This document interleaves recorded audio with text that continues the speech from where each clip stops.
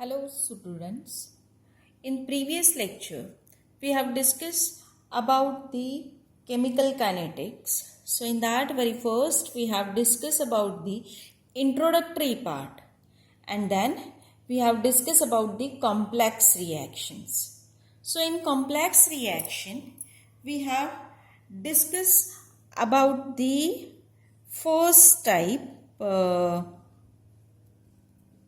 that is about the reversible reaction. Now remaining two types are there, that is consecutive reaction and parallel reaction. So today we are going to discuss that. Very first we'll start with the consecutive reactions.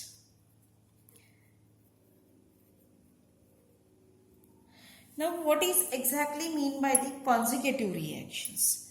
So consecutive reactions are the reactions which occurs in a sequence. So it's very simple. Suppose if I want to present the general consecutive reaction, then just I'll write A. We'll consider A as a reactant which gives you the B. B is not your final product, but this B will gives you C. So we can consider C is our final product. So this is your consecutive reaction, a reaction which occurs in a sequence. So rate of conversion of A into B, it is given as rate constant as K1, and conversion of B to C is given as K2.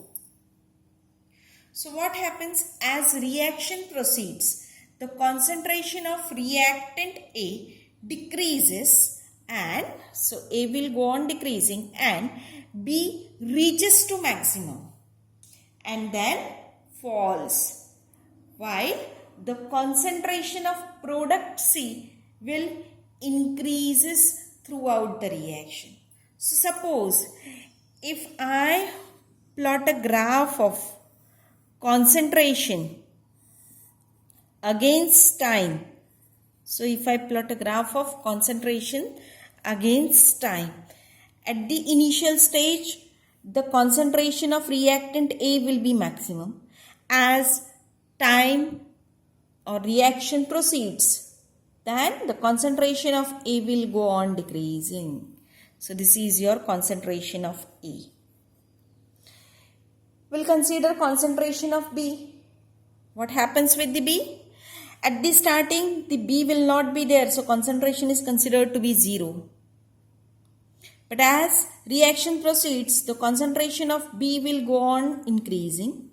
It reaches to the maximum, and then again as it converts into the C, again it will fall down. So this is a concentration of B.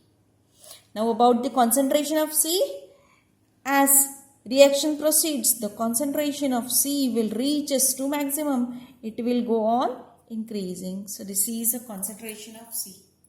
So the rate of formation of C will depend on the concentration of B, and hence it is initially 0. It reaches to the maximum when concentration of B is maximum. Okay. So if you want to consider at any time the initial concentration of A, that is, suppose we'll consider initial concentration of A as A0, then it is always related to concentration of A, concentration of B, and concentration of C. So initial concentration of A will depends on the concentration of A at time t, or suppose at any time concentration of B as well as concentration of C. So this is about your consecutive reactions. Now we'll see some examples for the consecutive reaction.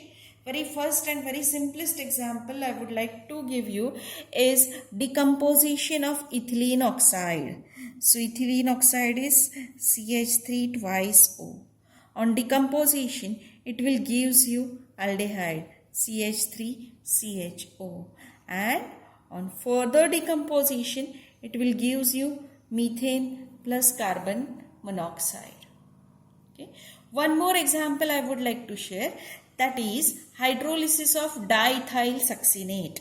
So diethyl succinate is CH2COO C2H5 CH2COO C2H5. So on hydrolysis, very first it will gives you only one acetate group will remove COOH and COOC2H5 will remain as it is. And finally it gives you the succinic acid CH2, CH2, COOH, COOH. So it gives you succinic acid. One more example that we can consider about the radioactive disintegration with the emission of alpha particles. That is, in the radioactive disintegration you can consider so many examples, but we'll consider of by emission of alpha particles. So we'll consider example of radium 88-226. So 88 is its atomic number and 226 is its atomic mass.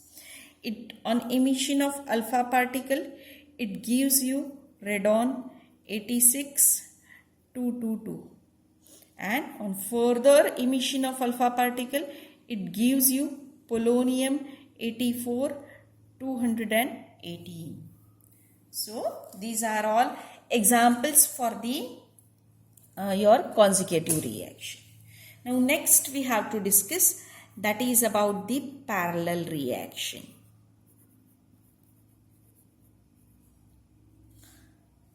Parallel reaction. So in parallel reaction, reactant reacts simultaneously in more than one way to give you the product. I'll again repeat, listen carefully. The parallel reactions are the reactions in which the reactant reacts simultaneously in more than one way to give you product.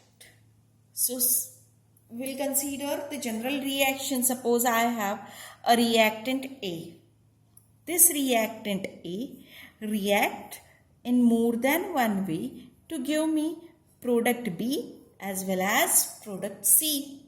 So suppose for the conversion of A to B, the rate of reaction is K1, and conversion of A to C is K2. So at any time, the rate of reaction of A is equal to the rate of formation of B plus rate of formation of C.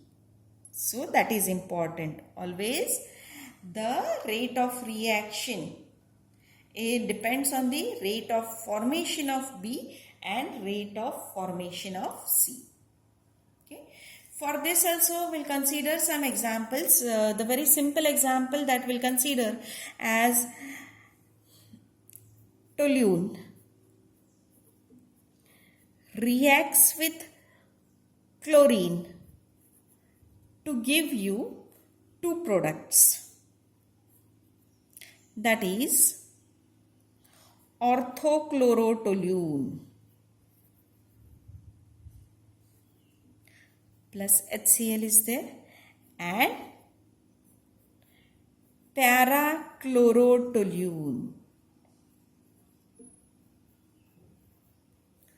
So the reactant is toluene plus chlorine reacts with each other with more than one way to give you two different products. And these are the rate of reactions. One more example I would like to share, that is nitration of phenol. So this is your phenol plus HNO3.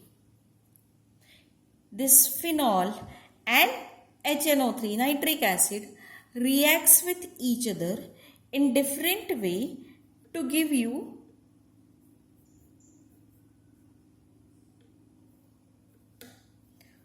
orthonitrophenol,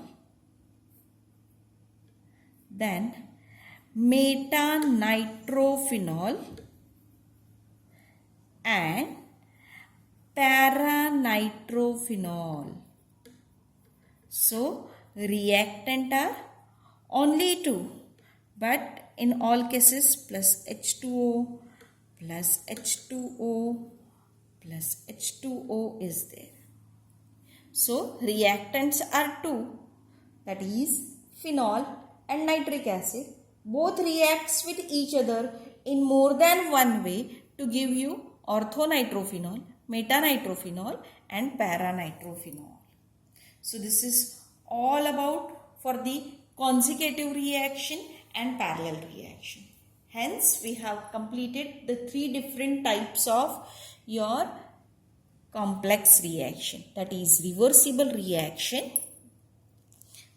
consecutive reaction and parallel reaction.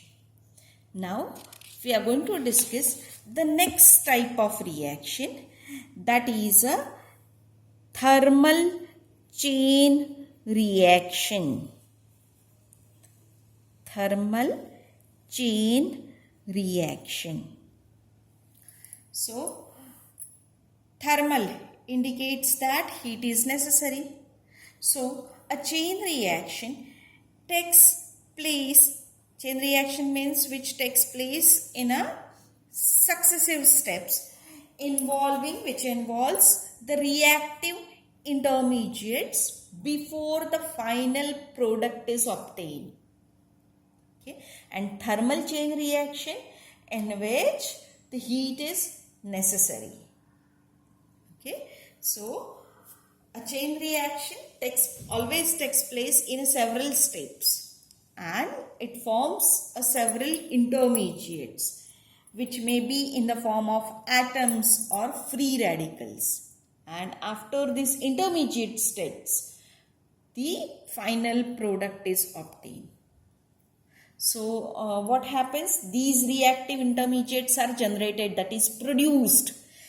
Then they are consumed and finally the product is obtained. So, these reactive intermediates which are formed during this chain reaction are known as chain carriers. Now, whenever we are going to study the chain reaction at that time, as it carried out takes place in several steps. So, there are four main steps in chain reaction. So, very first step is chain initiation. Chain initiation. So, as name indicates, chain initiation. So, this is a step in which the reactive intermediates like atoms or free radicals are produced from the ordinary molecules, ordinary reactant molecules. So, this is a chain initiation step where the reactive intermediates are formed. Next step is chain propagation. Propagation step. So, in this step, the reaction intermediates reacts with the reactant to give product as well as new intermediates. Again, I will repeat. In chain propagation step, the reactive intermediates which are produced in this chain initiation step reacts with the reactant molecules to produce product as well as new intermediates. Okay. So, chain propagation is a continuous process because the propagation step repeats number of times, several times. The next step is chain inhibition. Now, in this chain inhibition step, one of the reactive intermediate, suppose reactive intermediates are many, then any one or maybe all that. So, reactive intermediate attacks on the product molecule and thus they retards the rate of reaction or retards the reaction. So hence they are known as, or this step is known as chain inhibition step. Final, last step is chain termination step. Chain termination step. So in chain termination step, reactive intermediates are removed. Either they react with each other or they stop reacting with the reactant molecules or product molecule, which results in termination of the reaction. So that is known as a chain termination step.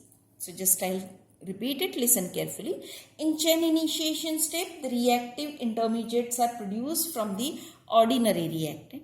In chain propagation step, the reactive intermediates which are produced in first step reacts with the reactant to give you product as well as new intermediates. Then in chain inhibition step, reactive intermediates may react with the product to inhibit or to retard the reaction. And in chain termination step, the reactive intermediates may react with each other and hence this stops or terminates the chain reaction. So, for this all thermal chain reaction, we'll consider one example, that is hydrogen-bromine reaction. We'll consider hydrogen-bromine reaction, or we'll take an example of hydrogen-bromine reaction. So actually this reaction was studied in 1906 by scientists Bunstein and Lind.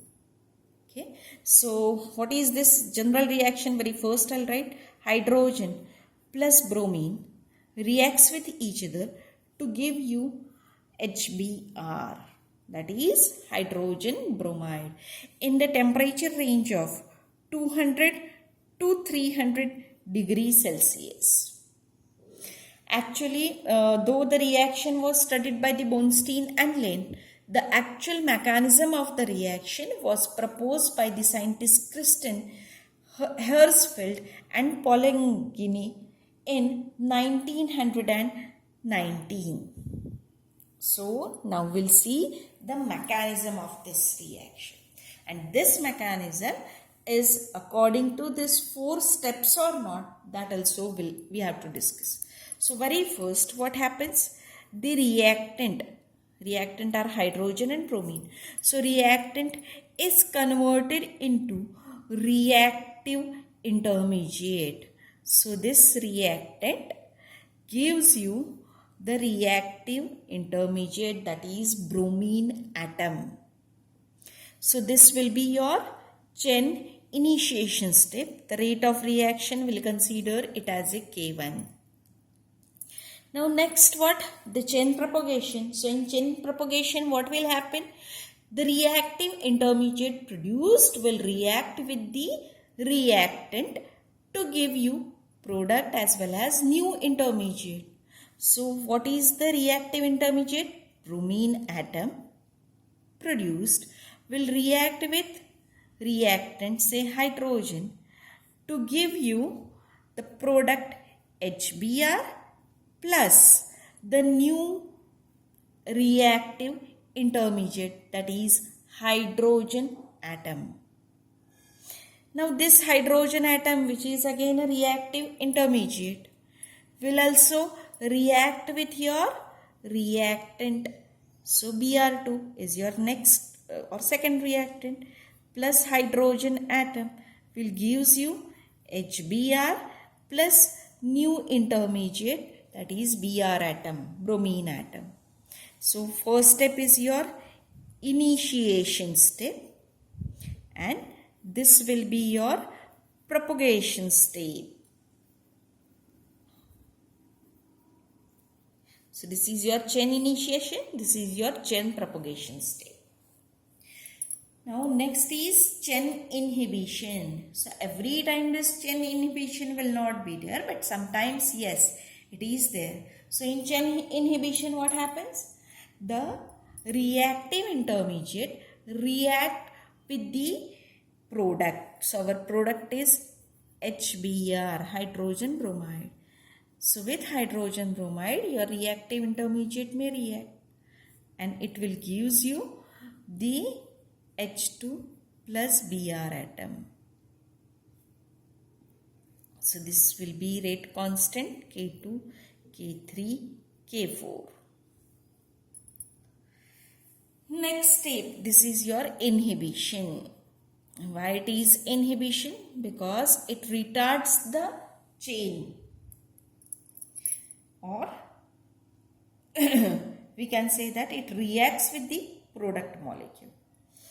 And last step is chain termination step. So what will happen in chain termination step? The reactive intermediate reacts with each other. So reactive intermediate we can consider bromine plus bromine atom. Bromine atom plus bromine atom gives you bromine molecule.